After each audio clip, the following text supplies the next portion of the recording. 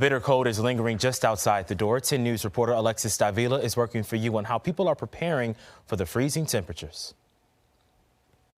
Despite what the weather may look like out the window, it's a day to layer up. It's really cold. Definitely in the mornings where I have to open the windows. Every time I go to take a shower to let steam out, I can feel it, that's for sure. The temperatures dipped even lower as gusts of wind were strong enough to make your teeth chatter. However, Teresa Labrie says when she woke up Saturday morning, there was only one question on her mind. The roads.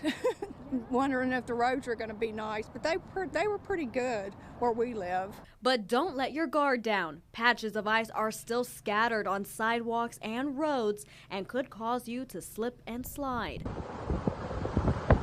Sliding down the Homestead ski slopes may be the best way to take advantage of this winter weather, as dozens of people line up to take their turn. Scott Randolph may need a few scoops of that snow. It's really cold out here today.